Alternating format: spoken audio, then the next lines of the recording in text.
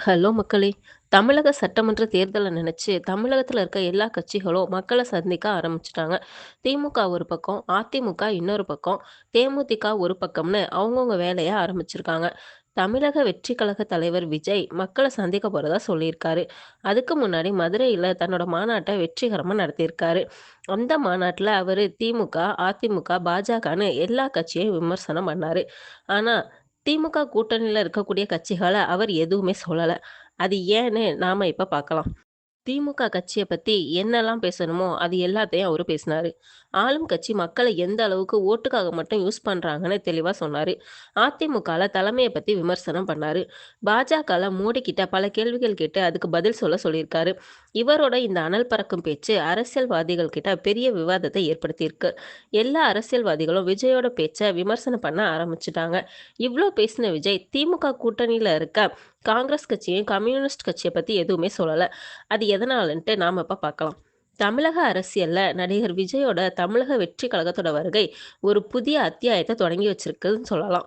வர சட்டமன்ற தேர்தல்ல தாவேகா அமைத்து வரக்கூடிய கூட்டணி வியூகங்கள் கடந்த பல ஆண்டுகளா தமிழகத்துல நிலவி வந்த ஒற்றை கட்சி ஆட்சியோட போக்கையே மாற்றப் போகுதுன்னு எல்லாரும் எதிர்பார்க்குறாங்க. குறிப்பா காங்கிரஸ் கட்சிக்கு 70 தொகுதிகளோட துணை முதல்வர் பதவியையும் வழங்க போறதா தாவேகா சொல்லியிருக்கதா தகவல் வெளியாயிருக்கு. இந்த செய்தி அரசியல் வட்டாரங்கள்ல பரபரப்பை ஏற்படுத்தியிருக்கு. தமிழக வெற்றிக் கழகம் காங்கிரஸ் கட்சிக்கு முன்வைத்துள்ளதா கூறப்படக்கூடிய கூட்டணி ஒப்பந்தம் மாநில அரசியல்ல ஒரு வித்தியாசமான நிகழ்வா பார்க்கப்படுது. தமிழகத்துல இருக்க மொத்த 234 சட்டமன்ற தொகுதிகள்ல 70 தொகுதிகளை காங்கிரஸுக்கு ஒதுக்கீடு செய்யவும், ஆட்சி அமைச்சாங்க அப்படின்னா துணை முதல்வர் பதவியையும் வழங்குறதுக்காக தாவேகா முன் வந்திருப்பதா தகவல் வெளியாயிருக்கு. இதுவரையிலான தமிழக வரலாற்றுல திமுக அல்லது அதிமுக போன்ற கட்சிகள் தங்களோட கூட்டணியில இருக்க கட்சிகளுக்கு இந்த மாதிரி பிரம்மாண்டமான தொகுதி பங்கீட்டையோ அல்லது முக்கிய பதவிகளையோ வழங்குனது கிடையாது. இது தாவேகாவோட அதிகாரத்திலையும் ஆட்சியிலையும் பங்கு அப்படின்ற முழக்கத்தோட பிரதிபலிப்பா பார்க்கப்படுது.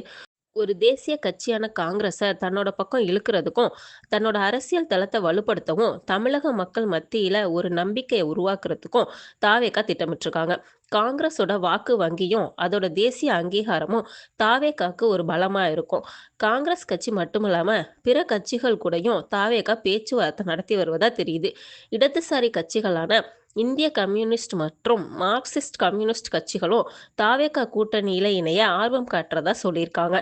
தாவேகாவோட இந்த முற்போக்கான கூட்டணி அணுகுமுறை தமிழகத்துல கூட்டணி ஆட்சிக்கு வழிவகுக்குமா அப்படின்ற கேள்வி எழுந்திருக்கு. இருந்தாலும் வரப்போற நாட்கள்ல இந்த கூட்டணி பேச்சுவார்த்தைகளோட முடிவுகள் தமிழகத்தோட எதிர்கால அரசியலை தீர்மானிக்கும் அப்படின்ட்டு நாம நம்பலாம். நன்றி.